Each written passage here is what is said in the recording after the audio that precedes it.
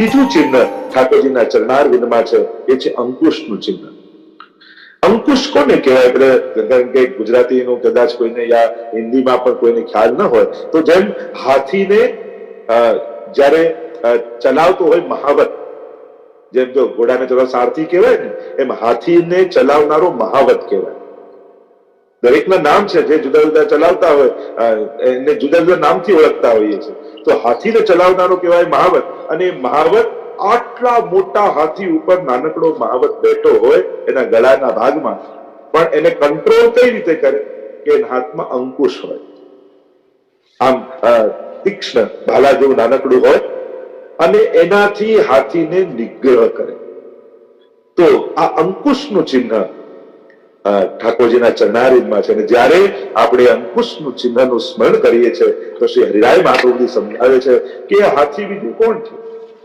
આ વૈષ્ણવના મન, આ માણસનું મન જ તો મદોન્મત હાથી જેવું છે. ક્યાં જવાનું હોય ને ક્યાં લઈ જાય.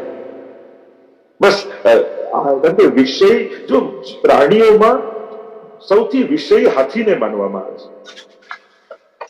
અને એવું જીવ આ હાથી છે. અને એ હાથી જ્યારે પોતાનો નિગ્રહ છોડી દે અને સ્વચ્છંદ બની જાય ત્યારે આખા જંગલને તહસ નહસ કરી નાખે. એને ન જોઈતું હોય છતાંય તોડી નાખે. અને જ્યારે હાથી ગાંડો થાય એટલે જંગલમાં બધાએ ભાગવાના. તો આવો મદોન્મત હાથી એ આપણું મન છે. અને મન જ આપણા સંસાર રૂપી જંગલનો વિનાશ કરી નાખે છે. આ મન સંસારને ચાહે છે પણ સંસારનું ભલું નથી કરતું. આ મન તો સતત સ્વાર્થી છે, એને કોઈની પડી નથી પોતાના સિવાય. અને એટલા માટે માણસને સૌથી વધારે પ્રિય કોઈ વસ્તુ હોય તો એનું મન છે. કારણ કે મન કરે તો આપણે દાન આપીએ, નહીં તો દાને ના આપીએ. મન કરે તો આપણે સેવા કરીએ, તો સેવામાં ન બેસીએ. જ્યાં મન લઈ જાય ત્યાં માણસ દોડે છે. અને એટલા માટે દરેકને ઉદાર હોય કે કંજૂસ હોય, બંને પોતાના મનનું જ કરે છે. જોવા જાવ, મનને જે પ્રિય છે. કંજૂસનો આપણે વાંક કાઢીએ, પણ એ પણ એના મનને નથી આપવું એટલે નથી આપતું. પેલાના મનને આપવું છે એટલે આપવું છે. અને એટલા માટે આ મદોન્મત હાથી જેવું આપણું મન છે. અને બધાને કંટ્રોલ કરવા સહેલા છે. આ મનને નિગ્રહમાં રાખવો બહુ અઘરો છે. અને એટલા માટે એક વાત ચોક્કસ છે, માણસ પોતાના મનનો નિગ્રહ પોતાની જાતે કરી શકતો નથી. આપણે ઘણી વાર જોઈએ દુનિયામાં, આપણને લાગે આ સારું છે, આ સારું છે, આ બહુ વ્યવસ્થિત છે, કરીએ. પણ ઘણા લોકોને, 99% લોકોને પાપ કરતા સંજોગોએ જ રોકેલા હોય છે. જો સંજોગો પાપ કરવાના અનુકૂળ મળી જાય તો આ માણસ રોકાય એમ નથી. તો ઘણી વાર ઠાકોરજીને આપણે આભાર માનવો કે પ્રભુ, મારા મનથી હું પાપ કરતો ન રોકાવું તો તું સંજોગ એવા વિપરીત કરી દેજે કે મને પાપ કરવાના ચાન્સ જ ન મળે, મોકા જ ન મળે. તો મને જીવનમાં ક્યારે પણ એવી અનુકૂળતા ન આપતો કે મને પાપ કરવાની ઈચ્છા થઈ હોય અને હું પાપ કરી બેસું. ઈચ્છા થવી બહુ સહજ છે, બહુ સ્વાભાવિક છે, મને ગમે જ છે. પણ પ્રભુને પ્રાર્થના કરજો કે જ્યારે જ્યારે મારું મન પાપ કરવા પ્રવૃત્ત થાય ત્યારે તું કોઈ એવી પ્રતિકૂળતા ઊભી કરી દેજે કે મારું મન દુઃખી થઈ જાય પણ પાપ ન કરી શકે. પોતાની જાતને, મનને રોકવું બહુ જ અઘરું છે. ગીતાજીમાં પણ અર્જુન એક પ્રશ્ન કરે છે કે ચંચલમ હિ મન કૃષ્ણ પ્રમાતિ બલવત દૃઢમ તસ્યાહમ નિગ્રહમ મન્યે વાયુરીવ સદુષ્કરમ. આ તો વાયુ જેવું છે પ્રભુ, આને નિગ્રહ કરવો બહુ કઠિન છે. આપકો તો મનનો નિગ્રહ કર, મનનો નિગ્રહ કર. અરે કરવા તો હું માંગુ છું પણ થાય છે ક્યાં? આ તો પ્રભુ આપના કૃપા સિવાય સંભવ નથી.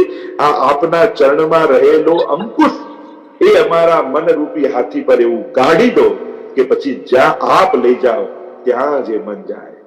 ચેતસ્તત પ્રવણમ સેવા. મહાપ્રભુજી કહ્યું કે ચિત્ત પ્રભુમાં પરવણ થઈ જાય. અને આ પરવણ માટે સોઈ જોઈએ ને.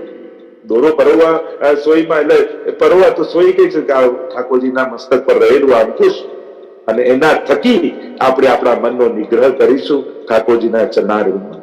અને એટલા માટે આ અંકુશનું ચિહ્ન જ્યારે જ્યારે તમે સ્મરણ કરશો તમને એમ થાય કે મારું મન નિગ્રહ થતું નથી, બહુ જ વ્યાકુળ રહે છે, બહુ ઉદ્વેગમાં રહે છે. જો મનના બે બહુ મોટા રોગ છે, એક બહુ જ ચંચળતા અને બીજું ડિપ્રેશન, કાંઈ જ કરવાની ઈચ્છા નથી. આ બંને રોગ છે. એક તો સતત ચંચળતા, એટલે ઘણા તો ક્યાંય મન ન લાગે, ના સેવામાં, ના પાઠમાં, ના આમાં. ભાઈ સેવા કરવા બેસે તો ના માળા કરી લો, માળા કરવા બેસે તો પાઠ કરી લો, પાઠ કરી કીર્તન કરી લો. એટલે એમાં એની ચંચળતા દેખાય, એ પણ ત્યાં સ્થિર ના રહે. અને એટલા માટે આ મન ભમરો બને તો પછી પ્રભુ રૂપી કમળમાં બેસી અને રસનું પાન કરી શકે, એમાં એને રસાસ્વાદ કરવાની ઈચ્છા થાય. અને એટલા માટે રોજ સવારે જયારે તમે સ્મરણ કરો યા સૂતા વખત પહેલા ક્યાંક એવું નિયમ જરૂર બનાવજો કે આ 16 ચિહ્નોનું સ્મરણ થાય. અને આ બીજા અંકુશનું જયારે તમે સ્મરણ કરો અને આ અંકુશનું સ્મરણ કરતા આપણા મનનો નિગત થઈ જાય. ત્રીજું ચરણ ચિહ્ન એ કમળ છે. જમણા ચરણમાં ત્રીજું ચરણ ચિહ્ન એ કમળનું ચિહ્ન છે. નેત્ર બંધ કરી જયારે તાજા ખીલેલું લાલ કમળ, એ સુંદર અલૌકિક આભા વાળું કમળ એ ઠાકોરજીના ચરણારવિંદના જમણા ચરણમાં વિરાજે છે. અને કમળ એ રસનું ઉદ્દીપન કરનાર છે, રસરૂપા છે. અને એટલા માટે હરિરાયજી સમજાવે છે કે જેના નેત્રો જલવાળા છે એમાં જ આ કમળ સ્થિર થાય છે.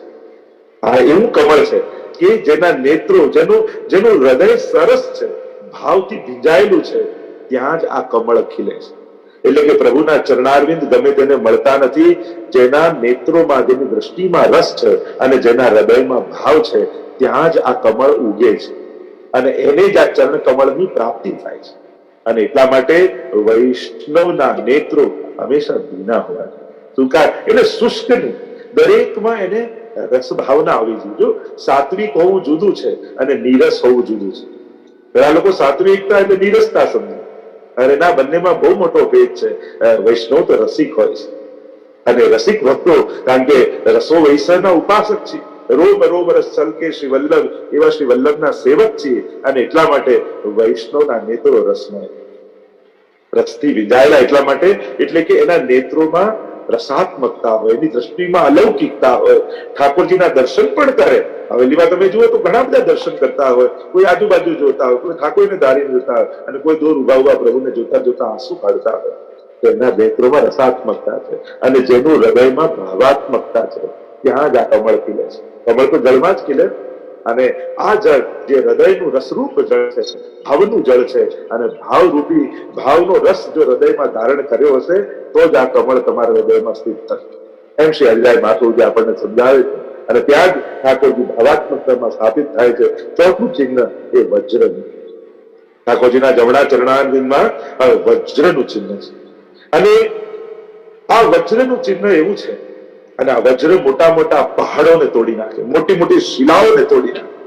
તો કે ઠાકોરજીના ચરણમાં રહેલા વજ્રનું સ્મરણ કરવાથી શું થશે? તો કે આ પહાડો કયા છે? તો કે બે પહાડો માણસના જીવનમાં છે. એક તો પાપના પર્વતો છે અને બીજા દુઃખના પર્વતો છે.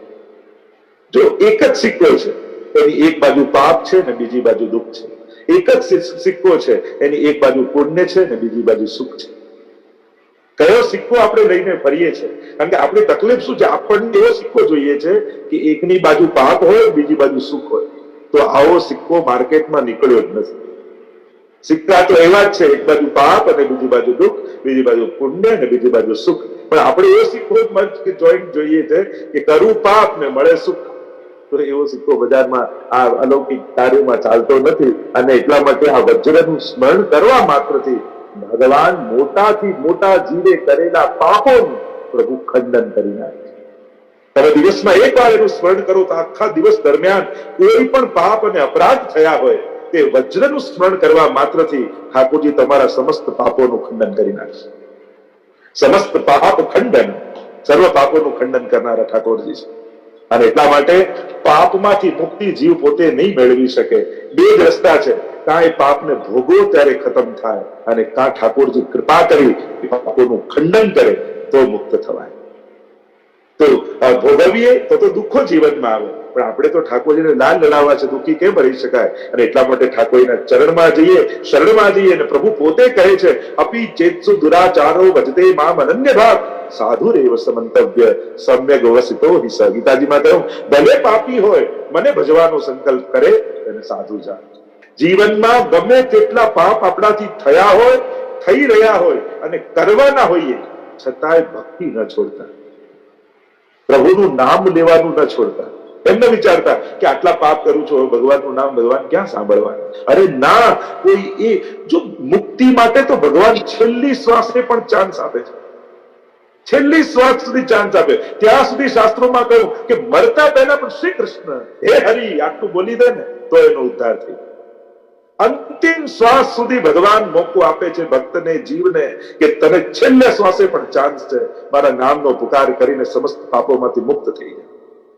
કારણ કે આ પાપનો અંધકાર, હવે કોઈ ઓરડો 20 વર્ષથી બંધ હોય, અંધકાર જામેલો હોય, તમને એમ લાગે કે આ અંધકાર મટાડવા માટે કેટલા વર્ષ જોઈએ? અરે કાંઈ નહીં, એકવાર દિવાસળી પ્રગટાવો એટલે 20 વર્ષનો અંધકાર એક ક્ષણમાં જતો રહે, 50 વર્ષનો અંધકાર એક ક્ષણમાં જતો રહે. કેટલાય રૂના મોટા મોટા ઢગલા કર્યા હોય, એક તડકો ઉડે અને બધાય ઢગલા બળી જાય. એના માટે કઈ મોટા અગ્નિ પ્રગટાવવાની પણ જરૂર નથી હોતી. આ પાપના ઢગલાઓ પણ રૂના ઢગલા જેવા છે. એક ભગવાનના નામની ચણગારી ઉડીને લાગશે ને, સમસ્ત અનંત જન્મોના પાપ એ જ ક્ષણે સમાપ્ત થઈ જશે. પ્રભુએ આપણા સાધનો આપણને આપ્યા છે. ભક્તિ કરતા કરતા પ્રભુ કેવા સાધનો છુપાવીને રાખે છે પોતાના ચરણારવિંદ. એ ચરણનું અનુસરણ તો ભાગ્યશાળી કરે, અરે સ્મરણ કરીને તોય ઘણું છે ચરણ. તો આ વજ્ર પાપોનું ખંડન કરનારા છે, દુઃખોનું ખંડન કરનારા છે. કારણ કે અનંત દુઃખો માણસના જીવનમાં આવે, અનેક પ્રકારના દુઃખો આવે અને સમજાય પણ નહીં. ઘણી વાર એમ થાય કે મેં તો કાંઈ કર્યું નથી, છતાંય મારા જીવનમાં દુઃખ કેમ? મેં તો કોઈ એવું પાપ કર્યું નથી, મેં તો કાંઈ ખોટા કામ કર્યા નથી, છતાંય દુઃખ કેમ? ગહનો કર્મણા ગતિ, ગીતાજીમાં ભગવાને કહ્યું કર્મની ગતિ અતિ ગહન. કોણ જાણે કયા જન્મમાં આવા પાપ થયા હોય અને એ સામે આવતા હોય, કોણ સમજી શકે? અને એટલા માટે પાપ છે પણ પ્રભુના ચરણોનું સ્મરણ, એ વજ્રનું સ્મરણ કરશો તો પ્રભુ તમને બધા જ પાપોમાંથી મુક્ત કરશે. અને એની કથાઓ ભાગવતજી, ગીતા, અનેક પ્રકારની કથાઓ આપણને પ્રાપ્ત છે. કેવા કેવા જીવો હતા અને ઠાકોરજી એમના પર કૃપા કરી છે. અને એટલા માટે હરિરાયજી સમજાવે છે કે આ કઠોર જે પર્વત જેવું, શિલા જેવું હૃદય છે માણસ, અને એ કઠોર હૃદય વાળા જયારે પ્રભુના શરણે આવે તો આપણા બધાના દિલ કેટલા કઠોર છે. જો આ બધા સંસારમાં રહી છાપામાં વાંચી 50 મર્યા, 100 મર્યા, અને આપણે તો ચા પીતા પીતા બહારનું ફેરવી રાખીને કઈ થાય ખબર ન પડે.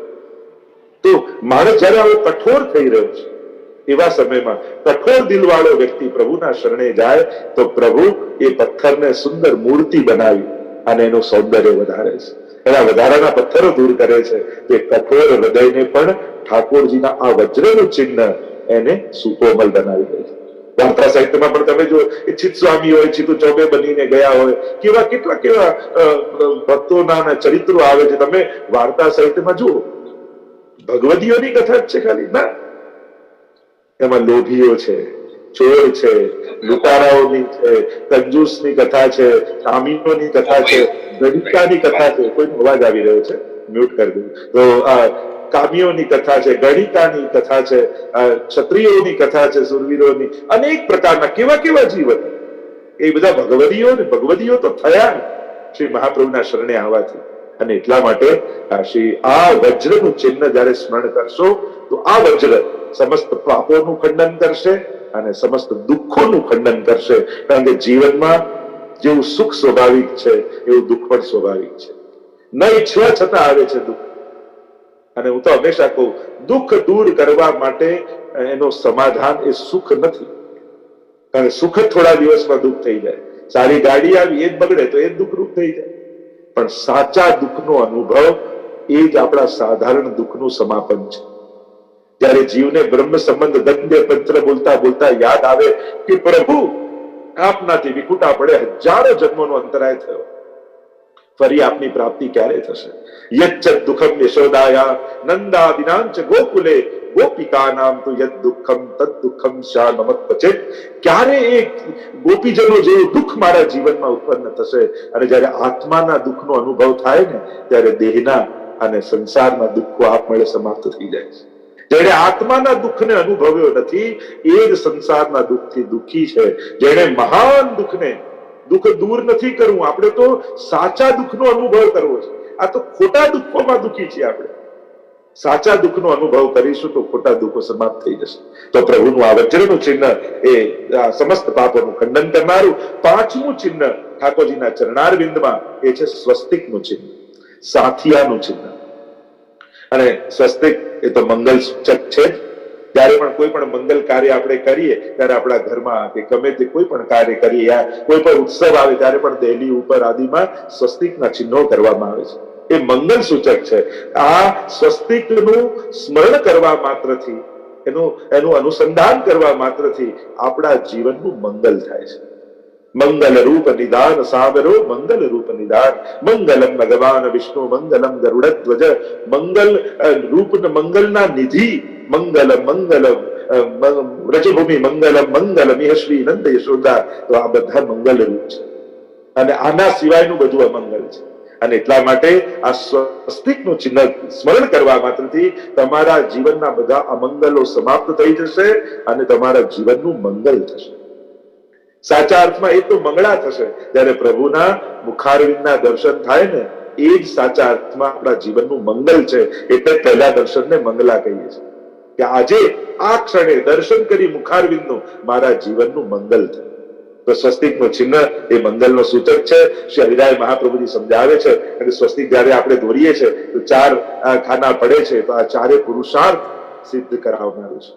ત્યારે તમે સ્વસ્તિકનું સ્મરણ કરો છો ત્યારે વૈષ્ણવી જીવનના ચારે પુરુષાર્થો આ સ્વસ્તિકના દર્શન માત્રથી વૈષ્ણવને સિદ્ધ થઈ જાય છે.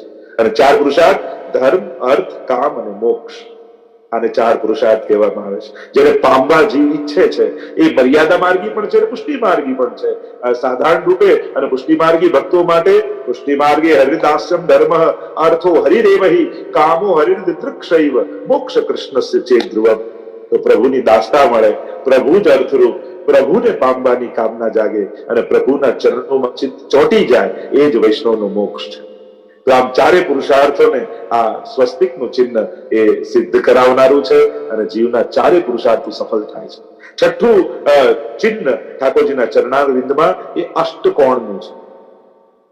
જો આપણે અષ્ટદલ આદિ અનેક જગ્યાએ શુભ કાર્ય આદિમાં દોરતા હોઈએ છીએ, જે અષ્ટકોણનું ચિહ્ન એ જમણા ચરણારવિંદમાં ઠાકોરજીને બિરાજે છે. અને આ અષ્ટકોણ, અષ્ટદલ એ 8 ઐશ્વર્યોની પ્રાપ્તિ કરાવનાર છે, અષ્ટ સિદ્ધિને આપનારું છે. આ અષ્ટ સિદ્ધિઓ અલૌકિક પણ ગણાવી છે યમુનાજી આદિની અને આધ્યાત્મિક રૂપે પણ ગણાવી છે. આ 8 સિદ્ધિને પ્રાપ્ત કરાવનારું અષ્ટદલ છે. પણ આપણે ત્યાં તો અષ્ટ સખીઓ છે અને એ અષ્ટ સખીઓની કૃપા પ્રાપ્ત થાય એ પણ વિશેષ કૃપા છે. તો આપણે ત્યાં તો બધાના આધિદૈવિક ભાવ છે, પણ અહીંયા શ્રી હરિરાય મહાપ્રભુ સમજાવે છે 8 પ્રકારની સિદ્ધિઓ અષ્ટદલ સિદ્ધ કરે છે. એટલે જ અષ્ટ સિદ્ધિ નવનિધિ કે દાતા હનુમાન ચાલીસામાં પણ ગાતા અષ્ટ સિદ્ધિ એની પ્રાપ્તિ ત્યાં પણ બતાવી છે, અહીંયા અલૌકિક રૂપે બતાવી છે. બાકી આપણા શાસ્ત્રોમાં અષ્ટ સિદ્ધિની જયારે ચર્ચા કરી ત્યારે અણિમા, મહિમા, ગરિમા, લઘિમા એવી અનેક પ્રકારની સિદ્ધિ કે નાનામાં નાનું રૂપ ધારણ કરવું, મોટામાં મોટું રૂપ ધારણ કરવું, એકદમ હલકા થઈ હવામાં ઉડવા લાગવું, એકદમ ભારેમાં ભારે થઈ. અને તમે જેમ હનુમાન ચાલીસા જુઓ તો જ્યાં હનુમાનજીનું ચરિત્ર જુઓ તો 8 સિદ્ધિ તમને ત્યાં જોવા મળે. તનક ભૂધરાકાર શરીરા, વિરાટ રૂપ ધારણ કરી યા મસક સમાન મચ્છર જેવા બની જાય, પોતાનો પગ મૂકે ને કોઈ હલાવી ન શકે એવા ભારે થઈ જાય, એવા અનેક પ્રકારની અષ્ટ સિદ્ધિઓની આપણા શાસ્ત્રોમાં ચર્ચા છે. પણ વૈષ્ણવને આવી લૌકિક અષ્ટ સિદ્ધિઓ જોઈતી નથી. એને તો શ્રી યમુનાજી દાન કરે એ અષ્ટ સિદ્ધિઓની પ્રાપ્તિ જોઈએ, જે યમનાષ્ટક આદિમાં વર્ણન છે, એનો વિસ્તાર નથી કરતો. તો છઠ્ઠું ચિહ્ન એ અષ્ટદલનું છે, અષ્ટકોણનું છે અને એનું સ્મરણ કરશો તો 8 સિદ્ધિઓ તમારા જીવનમાં આવી જશે, 8 ઐશ્વર્યો તમારા જીવનમાં આવી જશે. જો આ કેવું, આ તો જાણે આપણને બધા બટન બતાવી રહ્યા છે કે આ સ્વિચ દબાવશો તો આ ચાલુ થશે, આ સ્વિચ દબાવશો તો આ ચાલુ થશે. આપણે જઈએ તો કોઈ પંખા, કોઈ લાઈટ, આનાથી પ્રકાશ મળે, આનાથી હવા મળે, કેમ થાય? આમ ઠાકોરજીના ચરણારવિંદમાં આ બધા ચરણ ચિહ્નો છે. આપણે તો જાણે એક્યુપ્રેશર કરતા એવું થાય, પણ ઠાકોરજી કેવળ દર્શન માત્રથી આ બધા ચિહ્નોનું દાન આપણને કરી રહ્યા છે. એટલે 7મું ચિહ્ન ઠાકોરજીના જમણા ચરણારવિંદમાં જવનું છે. જવ એ ધાનોનો રાજા માનવામાં આવે છે, યજ્ઞમાં એનો ઉપયોગ કરવામાં આવે છે. અને જવના સૂચન દ્વારા હરિરાયજી સમજાવે છે કે આ જવનું ચિહ્ન પ્રભુની અતિશય કીર્તિનું પ્રતીક છે કે પ્રભુની કીર્તિ ચારે બાજુ વ્યાપેલી છે. અને એ કીર્તિ જયારે વાપેલી છે ને એના ગુણગાન જયારે જીવ કરે છે તો ભક્તની પણ કીર્તિ ફેલાય છે. અને આ જવ એ સર્વ વૈદિક ધર્મોના સાધન રૂપ છે. કારણ કે જયારે કોઈ પણ વૈદિક કર્મ થાય, યજ્ઞ થાય, ત્યારે જવનો ઉપયોગ કરાય છે. અને એટલા માટે જયારે તમે જવનું સ્મરણ કરો છો ત્યારે સમસ્ત વૈદિક કર્મોનું ફળ તમને પ્રાપ્ત થાય છે. કારણ કે પ્રભુ જ પોતે યજ્ઞરૂપ છે. યજ્ઞો વૈ વિષ્ણુ, યજ્ઞરૂપ તો પરમાત્મા જ છે. અને પ્રભુના ચરણારવિંદમાં ચિહ્નો બિરાજે છે અને એનું સ્મરણ કરો તો સર્વ યજ્ઞોના ફળ તમને કેવલ જવના સ્મરણ માત્રથી મળી જાય છે. અને પ્રભુની અતિશય કીર્તિનું એ જ્ઞાન થાય છે. 8મું ચિહ્ન ઠાકોરજીના ચરણારવિંદમાં ઉર્ધ્વ રેખાનું છે. ઊંચી જતી રેખા છે. અને એ ઉર્ધ્વ રેખા જીવની ઉર્ધ્વ ગતિ બતાવે છે. જ્યારે એ ઉર્ધ્વ રેખાનું તમે સ્મરણ કરો છો ત્યારે એ કેવલ રેખા ઊંચી નથી જતી. આ જીવ જ્યારે ઉર્ધ્વ રેખાનું દર્શન કરે ત્યારે એની ગતિ ઉર્ધ્વ તરફ, ઠાકોરજી તરફ, નિત્ય લીલા તરફ થઈ રહી છે. એ દર્શન કરનારા, એ ઉર્ધ્વ રેખાનું સ્મરણ કરનારની ક્યારે અધોગતિ થતી નથી. એની સતત ઉર્ધ્વ ગતિ થાય. અને એટલા માટે ભાઈઓને પણ ખાસ કહીશ, જ્યારે પણ તિલક કરો ને ત્યારે આમ ઉપરથી લગાડીને નીચે તરફ નહીં લઈ જવું, નીચે લગાડીને ઉપર તરફ લઈ. આ ઉર્ધ્વ રેખા છે. ક્રમ એવો છે કે તિલકને આમ નીચે પહેલા લગાવી પછી આમ ઉપર ખેંચો. અને એ રીતે ઉર્ધ્વ રેખાનું ચિહ્ન ઠાકોરજીના ચરણારવિંદમાં બિરાજે છે, જેથી જીવની ઉર્ધ્વ ગતિ થાય છે. મોક્ષ તરફ એની ગતિ થાય છે. મોક્ષ માર્ગે એની ગતિ બતાવી છે. પ્રભુ તરફ એની ગતિ બતાવી છે. આપણો મોક્ષ એટલે પ્રભુના ચરણારવિંદની પ્રાપ્તિ, એ જ ભક્તનો મોક્ષ છે. અને એટલા માટે આ ઉર્ધ્વ રેખાનું સ્મરણ કરો તો મન, બુદ્ધિ બધા જ ઉર્ધ્વ તરફ ગતિ કરશે. નીચા વિચારો નહીં આવે, નીચું ચિંતન નહીં થાય, નીચું કંઈ ગમશે નહીં. આપમેળે ઉત્તમતાનો એક આકર્ષણ ઉભું થશે કે હું વૈષ્ણવ, મારા ગળામાં કંઠી, મારા ઘરે ઠાકોરજી બિરાજે, મારાથી આવું વિચારાય, મારાથી આવું બોલાય, મારાથી આવું કરાય. આ એક સભાનતા ઉર્ધ્વ રેખાના સ્મરણ માત્રથી આવશે અને ઉર્ધ્વ ગતિ જીવાત્માની થશે. અને 9મું ચિહ્ન ઠાકોરજીના ચરણારવિંદમાં એક કળશનું છે, કુંભ છે. એક ભાવ તો એ બતાવ્યો કે કળશ મંગલ સૂચક છે. અને એટલા માટે જ આપણે ત્યાં નવું ઘર લઈએ તો કે કળશ પધરાવ્યો, આપણે કળશ પધરાવતા હોય, મંગલ સૂચક છે. એ પ્રભુ રૂપ એને માનવામાં આવે છે. અને હરિરાયજી ભાવ એ બતાવે છે કે આ કલશમાં જલ ભરેલું એટલે રસયુક્ત છે. અને રસયુક્ત હૃદય વાળાઓના જ